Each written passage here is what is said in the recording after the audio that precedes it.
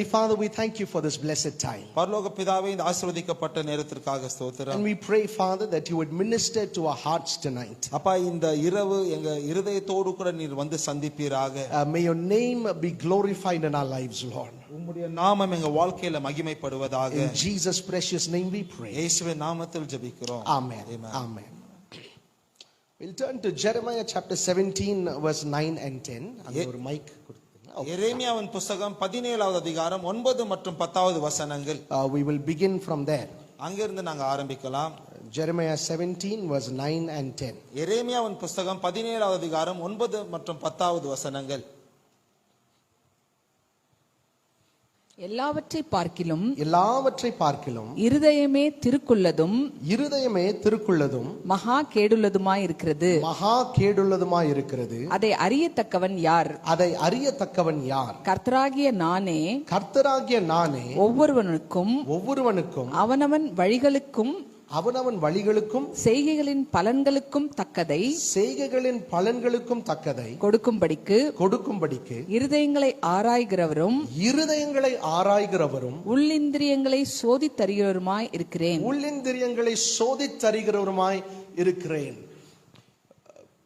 Just like how in the school they give test.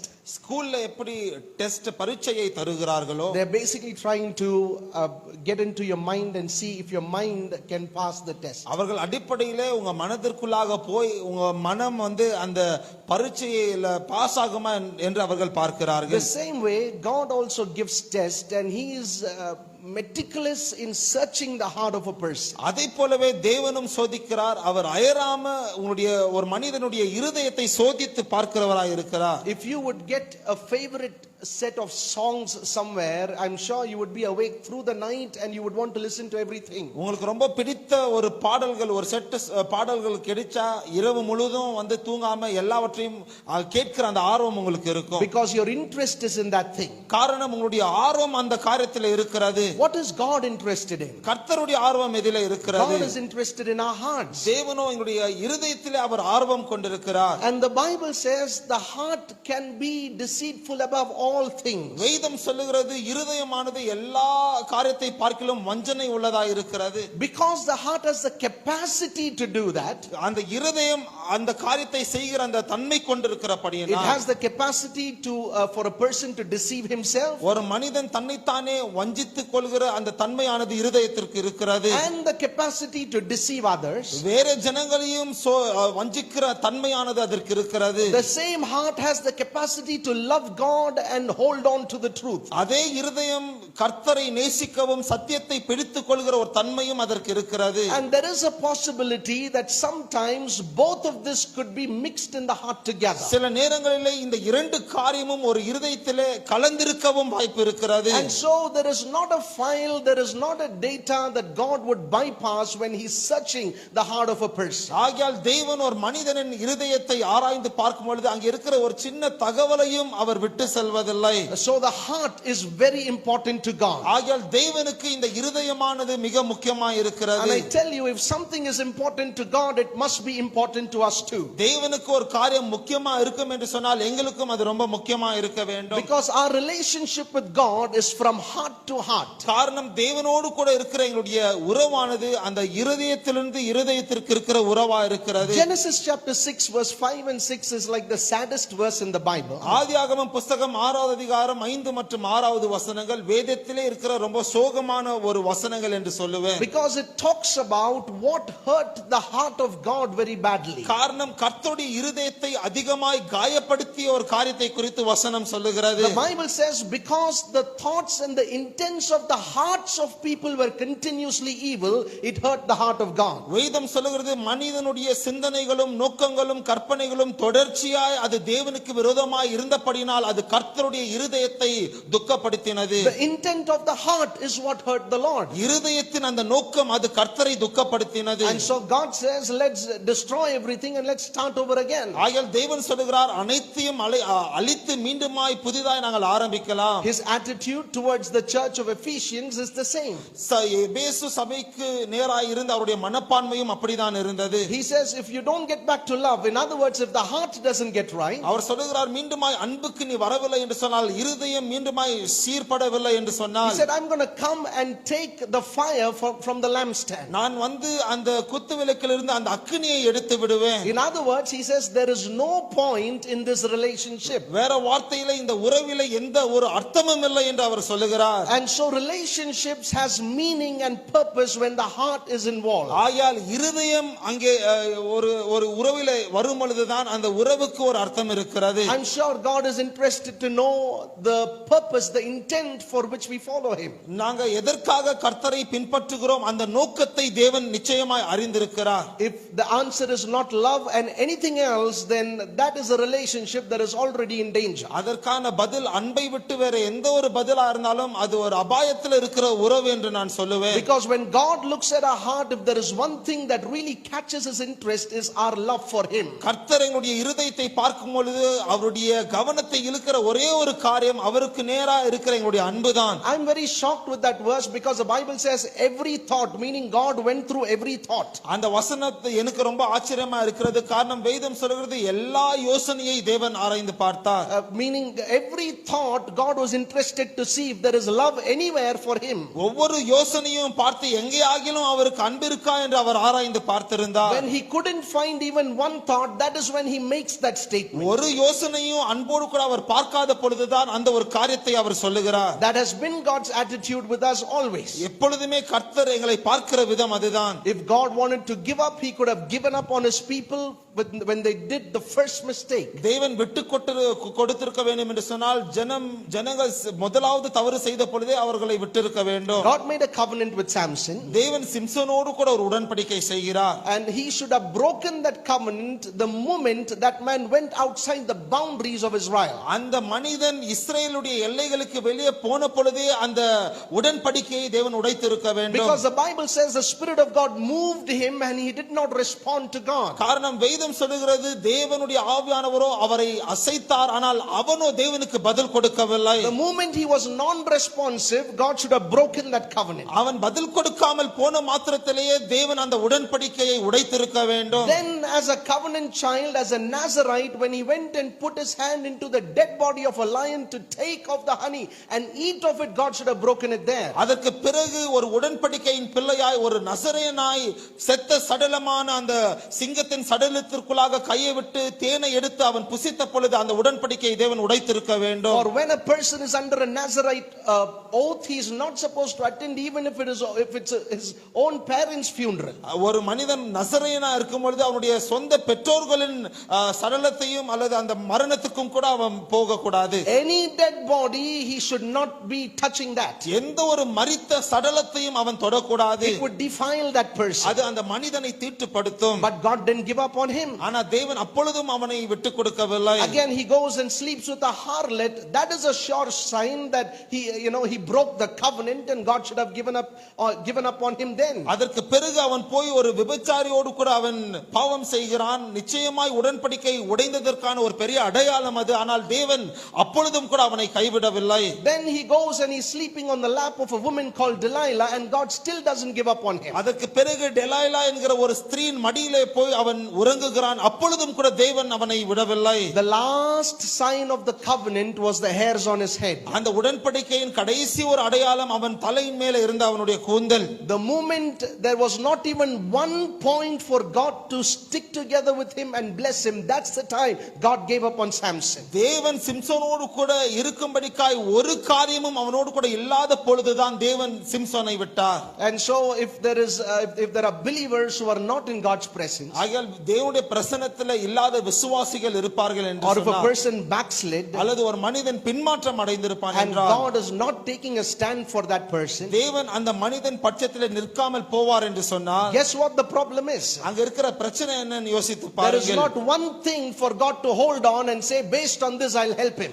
ஒரு காரியமும் கூட தேவன் பிடித்து இது நிமித்தமாய் நான் அவனுக்கு உதவி செய்கிறேன் என்கிற ஒரு காரியமும் அவனுடைய வாழ்க்கையில இல்லை. If the heart and the mentality and the attitude of God is like that, தேவனுடைய இருதயமும் அவருடைய மனப்பான்மையும் அப்படியே இருக்கும் என்று சொன்னால், imagine what love for God does for him and how it draws him to a person. தேவனுக்கான அன்பானது ஒரு மனிதனை தேவனை வந்துட்டு எப்படி ஒரு மனிதனிடத்தில் கிட்டி சேர்க்கும் என்று யோசித்து பாருங்கள். And so love in your heart for God has a big effect on the heart of God. ஆகையால் தேவனுக்கான அன்பு உங்க இருதயத்தில் இருக்கும் பொழுது அது தேவனை அதிகமாய் அது பாதிக்கிறது. I think if today if God became happy looking at our lives, இன்றைக்கு தேவன் எங்க வாழ்க்கையை பார்த்து ஒருவேளை சந்தோஷப்பட்டிருப்பார் என்று சொன்னால், it would be that time where God smiled and said, there I see love for me. தேவன் வந்துட்டு அந்த ஒரு குறிப்பிட்ட நேரத்துல பார்த்து இதோ எனக்கான அன்பை நான் பார்க்கிறேன் என்று சொல்லி In இருப்பார். other words, he saw our hearts and he became joyful seeing our hearts. வேற வார்த்தையில எங்களுடைய இருதயத்தை அவர் பார்த்து அதை பார்த்து அவர் The சந்தோஷப்பட்டிருப்பார். Gospel of Luke chapter 6 verse 43 to 45. லூக்காவின் சுவிசேஷம் 6வது அதிகாரம் 43 இலிருந்து 45வது வசனங்கள். We're going to hear it read. The Gospel of Luke chapter 6 லூக்காவின் சுவிசேஷம் 6வது அதிகாரம் verse 43 to 45. 43 இலிருந்து 45வது வசனங்கள் வரைக்கும். நல்ல மரமானது கெட்ட கனி கொடாது, கெட்ட கனி கொடாது, கெட்ட மரமானது கெட்ட மரமானது நல்ல கனி கொடாது. நல்ல கனி கொடாது. அந்தந்த மரம் அந்தந்த மரம் அதனதன் கனியினால் அறியப்படும். அதனதன் கனியினால் அறியப்படும். முட்செடிகளில் முட்செடிகளில் அத்திப்பழங்களை பறிக்கிறதில்லை, அத்தி பழங்களை பறிக்கிறதில்லை. நெருஞ்சி செடியில் ஆஹா. திராட்சை பழங்களை பறிக்கிறதும் இல்லை. திராட்சை பழங்களை பறிக்கிறதும் இல்லை. நல்ல மனுஷன் நல்ல மனுஷன் தன் இருதயமாகிய நல்ல பொக்கிஷத்திலிருந்து தன் இருதயமாகிய நல்ல பொக்கிஷத்திலிருந்து நல்லதை எடுத்து காட்டுகிறான். நல்லதை எடுத்து காட்டுகிறான். பொல்லாத மனுஷன் பொல்லாத மனுஷன் தன் இருதயமாகிய பொல்லாத பொக்கிஷத்திலிருந்து தன் இருதயமாகிய பொல்லாத பொக்கிஷத்திலிருந்து பொல்லாததை எடுத்து காட்டுகிறான். பொல்லாததை எடுத்து காட்டுகிறான். இருதயத்தின் நிறைவினால் இருதயத்தின் நிறைவினால் அவனவன் வாய் பேசும். அவனவன் வாய் பேசும். Again, Jesus is preaching and this is the point he is making. இங்கே மீண்டுமா இயேசு பிரசங்கிக்கிறார். அவர் சொல்ல வருகிற குறிப்பு இதுதான். And he's trying to say it's not about the bad thoughts and it's not about the bad actions, it's about the bad heart. அவர் சொல்லுகிறார் கெட்ட கிரியைகளை குறித்தல்ல, கெட்ட சிந்தனைகளை குறித்தல்ல, அது அந்த கெட்ட இருதயத்தை குறித்ததா இருக்கிறது. He's saying this is not about the bad fruits. இது கெட்ட கனிகளை குறித்த காரியம் அல்ல.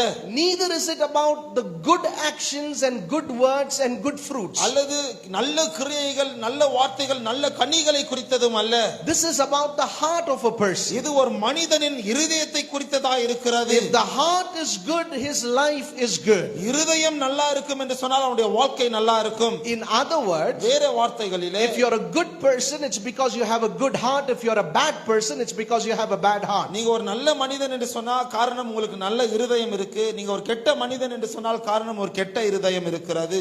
Some of us, if the doctor would tell us about our physical heart that pumps, எங்களில் சிலருக்கு டாக்டர் ஒருவேளை பார்த்து எங்களுடைய சரீரத்தின் அந்த இருதயத்தை பிளட் பம்ப் பண்ற அந்த இருதயத்தை குறித்து சொல்வாங்கன்னா, and he says there is a hole in the heart, அந்த இருதயத்துல ஒரு ஓட்டை இருக்கு அப்படின்னு அவர்கள் or சொன்னார், there's going to be a chance of a heart attack, அல்லது ஒரு இருதய மாரடைப்பு வர வாய்ப்பு இருக்கிறது என்று சொன்னால், I'm sure we would take that very seriously. நாங்க அதை ரொம்ப சீரியஸாக நாங்க எடுத்துக்கொள்வோம். Because you know, if it is about the heart, it is directly connected to life or death. காரணம் இருதயத்தை குறித்த ஒரு காரியம் என்று சொன்னால் அது மரணம் ஜீவனுக்கு சம்பந்தப்பட்ட ஒரு காரியம் என்று நாங்க அறிந்திருக்கிறோம். I'm telling the same thing about your spirituality. நான் அதே காரியத்தை உங்க ஆவிக்குரிய வாழ்க்கையை குறித்து சொல்லுகிறேன். When God looks at you, he is not bothered about the words and the actions and the fruits. தேவன் உங்களை பார்க்கும் பொழுது உங்களுடைய வார்த்தைகள், உங்களுடைய கிரியைகள், கனிகளை குறித்து அவர் கவலைப்படுவதில்லை. For he says all of this is a result of the good treasures of your heart or the bad treasures of your heart. காரணம் அவர் சொல்லுகிறார் இது எல்லாமே உன்னுடைய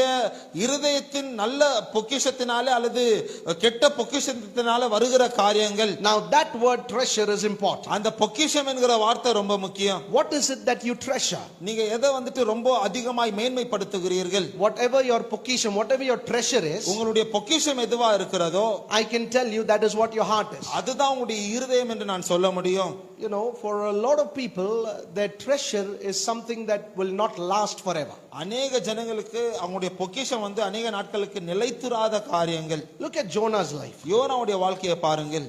By the end of Jonah's life, the man is in a high temper and he's talking with so much of emphasis and anger and passion. யோனாவுடைய வாழ்க்கையின் முடிவிலே அந்த மனிதன் அதிகமாய் கோபம் கொண்டு எரிச்சலோடு கூட பேசுகிறதை நாங்கள் பார்க்க முடியும். You know, to an extent where he says, kill me. எந்த அளவுக்குன்னு சொன்னா என்னை கொன்றுவிடும் என்று அவன் சொல்லுகிறான். So passionate. அவ்வளவாய் அந்த ஒரு எரிச்சல் அவனுக்கு உண்டாயிருக்கிறது. Passionate na அவ்வளவு உணர்ச்சி வசமாய் அவன் பேசுகிறான். But if you open it and find out what he is passionate about, ஆனா எதை குறித்து அவன் அவ்வளவு எவ்வளவா உணர்ச்சி வசப்படுகிறான் என்று பார்க்கும் பொழுது there were leaves in a tree and that leaves got eaten by worms. அங்க வந்துட்டு மரத்துல இலைகள் இருந்தது, அந்த இலைகளை புழுக்கள் தின்று விட்டது. And this fellow is so passionate about that and he's crying and angry and raising his voice and all of that. இந்த மனிதன் அதை பார்த்து உணர்ச்சி வசப்பட்டு அவனுடைய சத்தத்தை உயர்த்தி அழுது எரிச்சல் அடைகிற ஒரு காரியத்தை நாங்கள் பார்க்கிறோம். And he says, Lord, kill me. அவர் பார்த்து சொல்லுகிறார், ஆண்டவரே என்னை கொன்று விடும்.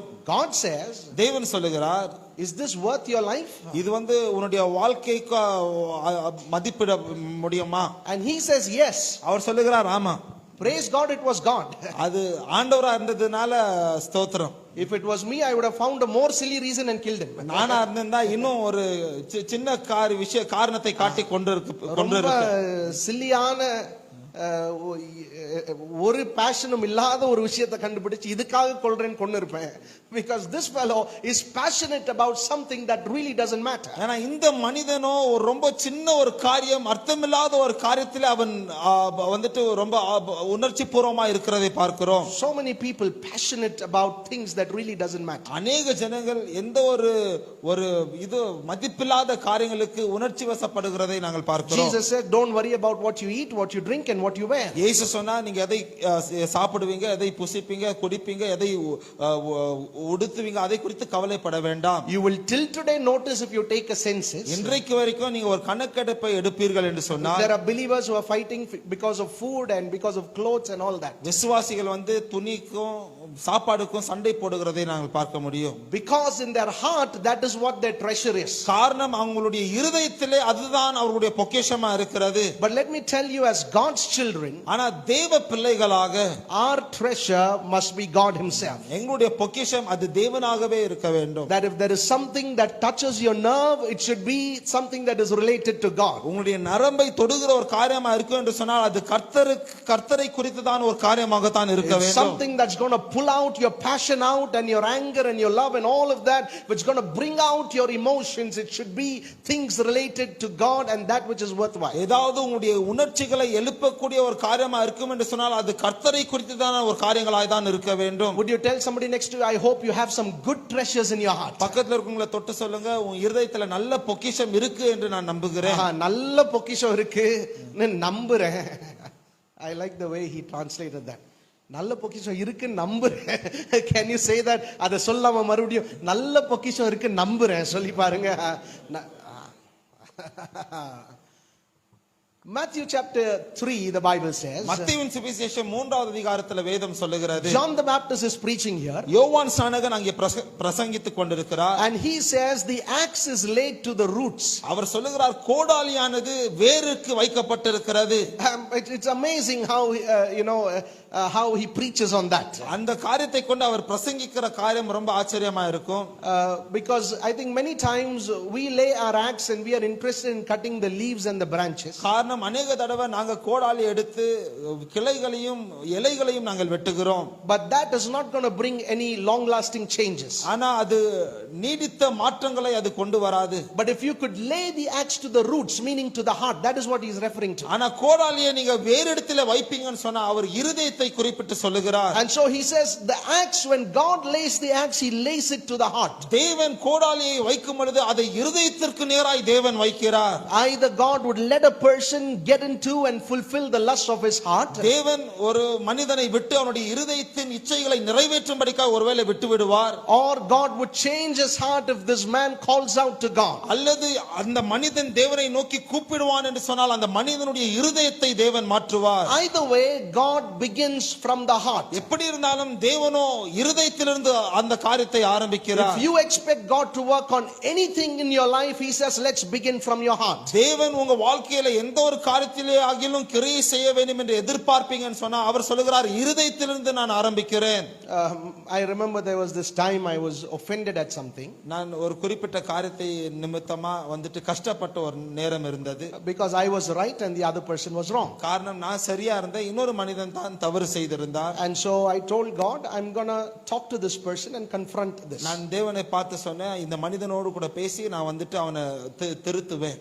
And the Lord tells me, கர்த்தர் பார்த்து சொன்னார், if you do this, all these results would happen. நீ இதை செய்வாய் என்று சொன்னால் இந்த காரியம் எல்லாம் நடக்கும். And the kingdom would have damage. ராஜ்யத்திற்கு இழப்பு நேரிடும். And so, if you really want to be a pastor, நீ உண்மையாவே ஒரு போதகனா இருக்க வேண்டும் என்று by சொன்னால், the way, this incident is not related to our church, இது வந்துட்டு எங்க சபைக்கு சார்ந்த ஒரு சம்பவம் கிடையாது. but this is what the Lord tells me. ஆனால் கர்த்தர் என்னை பார்த்து சொன்ன காரியம் If you இதுதான். really want to be a pastor, நீ உண்மையாவே ஒரு போதகனா இருக்க வேண்டும் என்று சொன்னார், if you want to deserve it, if you want to be a vessel that is worthy of it, அதற்கு பாத்திரமான ஒரு பாத்திரமாய் நீ இருக்க வேண்டும் என்று சொன்னால், learn to take the hurt and keep quiet. அந்த காயத்தை எடுத்து அமைதியா இருக்க நீ கற்றுக்கொள்ள வேண்டும். Put the kingdom above yourself. ராஜ்யத்தை உன்னை பார்க்கலும் மேலே நீ வைக்க வேண்டும். If you can work on your heart like that, அப்படியே உன் இருதயத்தில் நீ கிரியை செய்ய முடியும் என்று சொன்னால், suddenly things change in my mind. சடதியா என்னுடைய மனதிலே காரியங்கள் மாறினது. I realized it was no more about right and wrong. இது அதுக்கு மேல வந்துட்டு சரி தப்பு என்ற காரியத்தை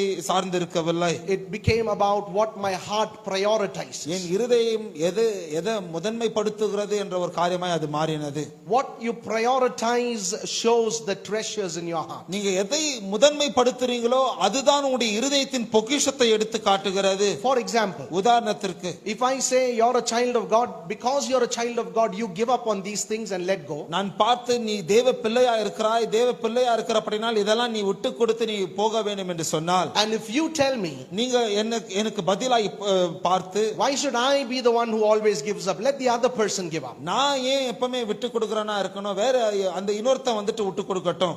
That shows that the heart does not have good treasure. இருதயத்துல நல்ல பொக்கிஷம் இல்லை என்பதற்கான ஒரு அடையாளம் அது. And so when the heart is not right, இருதயம் சரியா இல்லாமல் போகும் பொழுது, one of the things the heart does is that it makes a person think too highly of himself or herself. இருதயம் செய்கிற ஒரு காரியம் ஒரு மனிதனை தன்னை குறித்தே மேன்மையாய் யோசிக்க வைக்கிறது. Let's read Romans chapter 12. ரோமரின் புத்தகம் 12வது அதிகாரத்தை நாங்க வாசிக்கலாம். We're going to read 3 verses regarding this. இதை குறித்து 3 வசனங்களை நாங்கள் வாசிக்க And போகிறோம். we're going to begin with Romans chapter 12, ரோமரின் புத்தகம் 12வது அதிகாரத்திலிருந்து நாங்க ஆரம்பிக்கலாம். verse 3. 3வது வசனம். There the Bible talks about how everyone should not be thinking too highly about himself. எல்லாருமே தன்னை குறித்தே மேன்மையா யோசிக்க கூடாது என்று வேதம் சொல்லுகிறது. அல்லாமலும் அல்லாமலும் எனக்கு அருளப்பட்ட கிருபையினாலே எனக்கு அருளப்பட்ட கிருபையினாலே நான் சொல்லுகிறதாவது, ஆஹா, உங்களில் எவனானாலும் தன்னை குறித்து எண்ண வேண்டியதற்கு மிஞ்சி எண்ணாமல், தன்னை குறித்து எண்ண வேண்டியதற்கு மிஞ்சி எண்ணாமல், அவனவனுக்கு தேவன் பகிர்ந்த விசுவாச அளவின்படியே அவனவனுக்கு தேவன் பகிர்ந்த விசுவாச அளவின்படியே தெளிந்த எண்ணமுள்ளவனாய் எண்ண வேண்டும். தெளிந்த எண்ணமுள்ளவனாய் இருக்க வேண்டும். Now this tells me, இந்த காரியம் எனக்கு சொல்லுகிறது, when the heart is not right, இருதயம் சரியில்லாம போகும் பொழுது weighing would bring in wrong results. அங்க தராசுல அந்த வெயிட் வச்சு பார்க்கிறது தவறான ரிசல்ட்ட கொண்டு வரும்.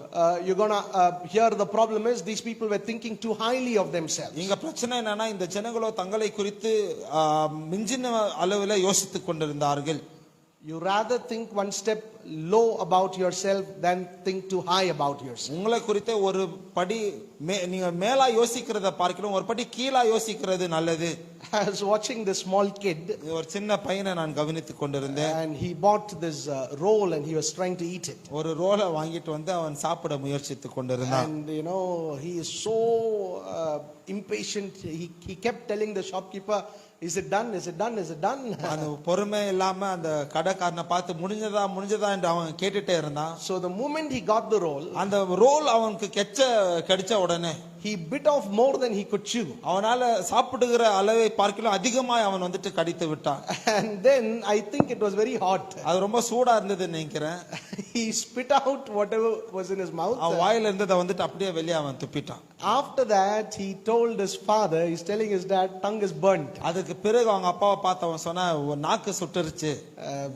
I think many of us do that mistake. நாங்க அநேகர் அந்த தவறை செய்வது உண்டு. Let's not think too highly of ourselves. எங்களை குறித்து அதிகமாய் நாங்கள் யோசிக்க கூடாது. 2 Corinthians chapter 3 and verse 5. 2 கொரிந்தியரின் புத்தகம் 3வது அதிகாரம் 5வது வசனம். 2 Corinthians chapter 3 and verse 5. 2 கொரிந்தியரின் புத்தகம் 3வது அதிகாரம் 5வது வசனம். Paul says, it's not that we think we are qualified. Pavul சொல்லுகிறார் நாங்க ஏதோ தேறினவர்கள் அல்ல, and neither do we claim that anything is coming from us. அல்லது எங்க கிட்ட இருந்து தான் எல்லாமே வருகிறது என்றும் நாங்க சொல்லவில்லை. Let's read it. 2 Corinthians 3 and verse 5. Pavul யார், ஆஹா. அப்போலோ யார், ஆஹா. கர்த்தர் அவனவனுக்கு அருள் அளித்தபடியே. இல்ல, is it 2 Corinthians? Hi. எங்களால் ஏதாகிலும் ஆகும் என்பது போல் ஒன்றை யோசிக்கிறதுக்கு நாங்கள் எங்களாலே தகுதியானவர்கள் அல்ல.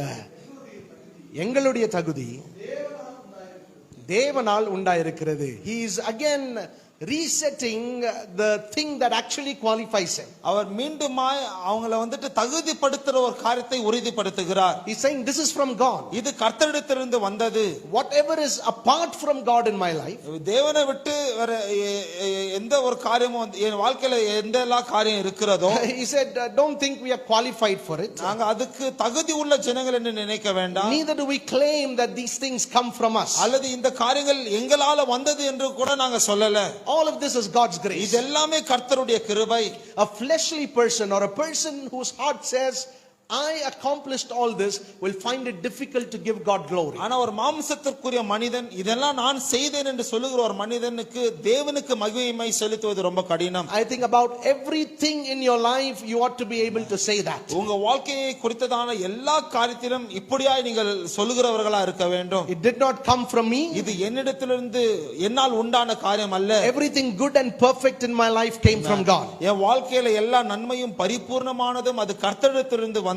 Last one more verse, Galatians chapter 6 and verse 3. கலாத்தியரின் புஸ்தகம் 6வது அதிகாரம் 3வது வசனம்.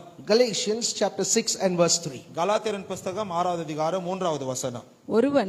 ஒருவன் தான் ஒன்றுமில்லாதிருந்தும் தான் ஒன்றுமில்லாமல் இருந்தும் தன்னை ஒரு பொருட்டென்று எண்ணினால் தன்னைத்தானே வஞ்சிக்கிறவனாவான். தன்னைத்தானே வஞ்சிக்கிறவனாவான். If somebody when he is nothing, when he thinks he is something, he is deceiving himself. ஒரு மனுஷன் ஒண்ணுமே இல்லாம இருந்து ஏதோ ஒரு காரியமாய் தன்னைத்தானே யோசித்துக் கொண்டாள் என்று சொன்னால் அவன் தன்னைத்தானே வஞ்சித்துக் கொள்கிறான். Now I think if I have to preach this verse, I need more time. இந்த வசனத்தை பிரசங்கிக்கணும்னு சொன்னா இன்னும் அதிகமான நேரம் தேவை. Because first I have to prove how you and I are nothing. காரணம் முதல்ல நானும் நீங்களும் எப்படி ஒண்ணும் இல்ல என்பதை வந்துட்டு நான் நிரூபிக்க வேண்டும். Once I prove that, then the rest of the verse would make more sense to us. அதை நிரூபித்த பிறகுதான் அந்த வசனத்தின் மீதியான பகுதி எங்களுக்கு வந்துட்டு புரிய ஆரம்பிக்கும். That all that we have, anything special, it is from God. நாங்க கொண்டிருக்கிற அனைத்தும் விசேஷித்தமான எல்லா ஒரு காரியமும் கர்த்தரிடத்திலிருந்து வந்தது. If you take God out of your life, உங்க வாழ்க்கையிலிருந்து தேவனை நீங்க வெளியே எடுப்பீங்கன்னு சொன்னா, and what he gave, அவர் கொடுத்த காரியங்களை வெளியேற்றுவீங்கன்னு சொன்னா, then you and I are nothing. நானும் நீங்களும் ஒன்றுமில்லாமல் இருப்போம். And when people who are nothing think they are something, the Bible says they are deceiving themselves. ஒன்றுமில்லாத ஜனங்கள் தங்களை தாங்களே ஒரு பொருட்டென்று எண்ணுகிறவர்கள் தங்களை தாங்களே அவர்கள் வஞ்சித்துக் கொள்ளுகிறார்கள். And this kind of a heart becomes a big stumbling block for the kingdom of God. இந்த விதமான ஒரு இருதயமானது கர்த்தருடைய ராஜ்யத்திற்கு ஒரு பெரிய இடரல் அடைகிற ஒரு கல்லா மாறுகிறது. So in closing we have to raise this question. ஆகையால் முடிவிலே இந்த ஒரு கேள்வியை நாங்கள் எழுப்ப வேண்டும். How did the Son of God establish God's kingdom on this earth? தேவகுமாரன் இந்த பூமியிலே எப்படி கர்த்தருடைய ராஜ்யத்தை அவர் ஸ்தாபித்தார்? What kind of a heart was his heart that God was able to use it? தேவன் அவரை பயன்படுத்துகிற தக்கதான அவருடைய இருதயம் எப்படி இருந்தது? And how is it that you and I can have that kind of a heart? நானும் நீங்களும் எப்படி அந்த ஒரு இருதயத்தை பெற்றுக்கொள்ள முடியும்? Because if we're really following Jesus, ஏன்னா உண்மையா நாங்க இயேசுவை பின்பற்றுகிறவர்களா இருப்போம் என்று சொன்னால், and we maybe in a lot of things you can't compare yourself to Jesus. ஒருவேளை अनेक காரியங்களிலே உங்களே இயேசுவோடு கூட ஒப்பிட்டு பார்க்க முடியாம இருக்கலாம். But when the heart of Jesus and your heart is kept together, ஆனா இயேசுனுடைய இருதயமும் உங்களுடைய இருதயமும் ஒண்ணா வைத்து பார்க்கும் பொழுது, there must be things that match each other. அங்க வந்துட்டு ஒத்துப்போகிற சில காரியங்கள் இருக்க வேண்டும். If that is not the case, then I really believe such a person's spiritual life is in big danger. அப்படி இல்லைன்னு சொன்னா அந்த விதமான ஒரு மனிதனுடைய ஆவிக்குரிய வாழ்க்கை ஒரு பெரிய அபாயத்தில் இருக்கிறது என்றுதான் நான் நினைக்கிறேன். Philippians chapter 2. பிலிப்பியரின் புஸ்தகம் 2வது அதிகாரம். Philippians chapter 2. பிலிப்பியரின் புஸ்தகம் 2வது This அதிகாரம். is the last scripture portion we are reading. நாங்க இன்றைக்கு வாசிக்கிற கடைசி வசன பகுதி இது. Please look into it. This is the Jesus that we follow. தயவு செய்து அதை வந்துட்டு கவனித்து பாருங்க. நாங்க பின்பற்றுகிற இயேசு இவர்தான். Philippians chapter 2 verse 3 to verse 8. பிலிப்பியரின் புஸ்தகம் 2வது அதிகாரம் 3 8வது வசனங்கள். ஒன்றையும் வாதினாலாவது வீண் பெருமையினாலாவது செய்யாமல் மனத்தாழ்மையினாலே ஒருவரை ஒருவர் தங்களிலும் மேன்மையானவர்களாக எண்ண கடவீர்கள் என்று எண்ண கடவீர்கள். அவனவன் தனக்கானவைகளை அல்ல பிறருக்கானவைகளையும் நோக்குவானாக. கிறிஸ்து இயேசுவில் இருந்த சிந்தையே அதே சிந்தையே உங்களிலும் இருக்க கடவது. அவர் தேவனுடைய ரூபமாயிருந்தும் தேவனுக்கு சமமாயிருப்பதை கொள்ளையாடின பொருளாக எண்ணாமல் தம்மை தாமே வெறுமையாக்கி அடிமையின் ரூபம் எடுத்து மனுஷரின் சாயல் ஆனார். அவர் மனுஷ ரூபமாய் காணப்பட்டு மரண பரியந்தம், அதாவது சிலுவையின் மரண பரியந்தமும் கீழ்ப்படிந்தவராகி தம்மை தாமே தாழ்த்தினார். Now this is one thing that always fascinates me. இந்த ஒரு காரியத்தை பார்த்து நான் எப்போதுமே இதை ஆச்சரியமாய் பார்த்தது உண்டு. He made himself of no reputation. அவர் வந்துட்டு தன்னைத்தானே அவர் வெறுமையாக்கினார். He made himself of no reputation. தன்னைத்தானே அவர் வெறுமையாக்கினார். Now I know we give up a lot of things. நாங்க अनेक காரியங்களை விட்டு கொடுக்கிறோம் தெரியும். Some for the good of the family, some for the good of the church and the kingdom. சிலர் வந்து குடும்பத்தின் நன்மைக்காக, சபையின் நன்மைக்காக, ராஜ்யத்தின் நன்மைக்காக. But take a census of what Jesus gave up. ஆனா இயேசு விட்டு கொடுத்த அந்த காரியத்தை எண்ணி பாருங்கள். That is very difficult to match. அது வந்துட்டு அதுக்கு வந்துட்டு மேட்ச் பண்றது ரொம்ப கடினம். And yet the Bible says, ஆனாலும் வேதம் சொல்லுகிறது, the same mind that was in Christ, let it be in you. கிறிஸ்துவுக்குள்ளாக இருந்த அதே சிந்தையானது உங்களுக்குள்ளாக இருக்க வேண்டும். How can I get this mind? எப்படி இந்த சிந்தையை நாங்கள் பெற்றுக்கொள்ள முடியும்? When the heart is humble, இருதயமானது தாழ்த்தப்படும் பொழுது the mind can do that. சிந்தனையானது அதை செய்ய முடியும். When the heart is humble, இருதயமானது தாழ்த்தப்படும் பொழுது the mind can give importance to the other person's interest. சிந்தனையானது வேறே மனிதனுடைய அந்த நோக்கத்திற்கு முதன்மையை கொடுக்க முடியும். When the heart is humble, இருதயமானது தாழ்ந்திருக்கும் பொழுது the mind is able to respect the other person more than yourself. அந்த மனமானது வேற ஒரு மனிதனை உங்களை பார்க்கிலும் மேன்மையாய் அது கனத்தோடு கூட பார்க்க முடியும். Now this was the greatest commandment the Bible gave. வேதம் கொடுத்த ஒரு பெரிய கட்டளை இதுதான். Three things the Bible says. மூன்று காரியங்கள் வேதம் சொல்லுகிறது. These three things together is the first and the greatest commandment. இந்த மூன்று காரியங்களும் சேர்ந்துதான் முதலும் மற்றும் ரொம்ப பிரதான ஒரு கட்டளையாய் இருக்கிறது. Many people say love the Lord your God with all your heart, all your mind and strength, and love your neighbors. That is what the greatest commandment is. அநேகர் பார்த்து சொல்வாங்க, உன் தேவனாகிய கர்த்தரை முழு இருதயத்தோடு பலத்தோடு ஆத்மாவோடு கூட நீ அன்பு கூறுவாயாக, உன்னை போலவே உன் அயலான நேசி என்று சொல்லுகிறது தான் பிரதான கட்டளை என்று. அந்த உன்னை போலவே விட்டுறாங்க, அயலானை நேசி அங்க நிறுத்துறாங்க. But this is the three and this is the greatest commandment. ஆனா இதுதான் ஒரு பிரதான கட்டளை. You love God, love people, love yourself. தேவனை நேசி, பிறரை நேசி, உன்னையே நீ நேசி. Look at the order there. அங்க இருக்கிற அந்த முறையை பாருங்கள். First God, முதலாவது தேவன், then others, பின்பதாய் வேற ஜனங்கள், then yourself. அதற்கு பிறகுதான் நீங்க. Loving yourself is important. உங்களையே நேசிப்பது ரொம்ப முக்கியம். But loving others more than yourself or like yourself can only happen if the heart is right. ஆனா பிறரை உங்களை போலவே அல்லது உங்களை பார்க்கிலும் அதிகமாய் நேசிப்பது உங்க இருதயம் சரியா இருக்கும் பொழுதுதான் நடக்க முடியும். And so we're going to make Philippians 2:3-8 our prayer this night. ஆகையால் இந்த இரவு பிலிப்பியரின் புத்தகம் 2வது அதிகாரம் 3 8வது வசனங்களை இந்த இரவு ஜெபமாய் நாங்கள் மாற்ற போகிறோம். Sister is going to read it one more time. Sister அதை இன்னொரு தடவை வாசிக்க போறாங்க. And we're going to repeat it after her sentence by sentence. அவங்க பிறகு ஒரு வரியா நாங்க அதற்கு பிறகு நாங்க சொல்ல போகிறோம். And then anything that you remember out of that, I want you to make that your prayer today. அதிலிருந்து எது உங்க நினைவுல இருக்கிறதோ அதை உங்க ஜெபமாய் மாற்றும்படிக்காக நான் கேட்கிறேன். Let's repeat after sister. Yeah. ஒன்றையும் வாதினாலாவது ஒன்றையும் வாதினாலாவது வீண் பெருமையினாலாவது வீண் பெருமையினாலாவது செய்யாமல் மனத்தாழ்மையினாலே மனத்தாழ்மையினாலே ஒருவரை ஒருவர் தங்களிலும் மேன்மையானவர்களாக மேன்மையானவர்களாக என்ன கடவீர்கள் அவனவன் தனக்கானவைகளை அல்ல பிறருக்கானவைகளையும் நோக்குவானாக கிறிஸ்து இயேசுவிலிருந்த சிந்தையே உங்களிலும் இருக்க கடவது அவர் தேவனுடைய ரூபமாயிருந்தும் தேவனுக்கு சமமாயிருப்பதை கொள்ளையாடின பொருளாக எண்ணாமல் தம்மை தாமே வெறுமையாக்கி அடிமையின் ரூபம் எடுத்து மனுஷர் சாயலானார் அவர் மனுஷ ரூபமாய் காணப்பட்டு மரண பரியந்தம் அதாவது சிலுவையின் மரண பரியந்தமும் கீழ்ப்படிந்தவராகி தம்மை தாமே தாழ்த்தினார்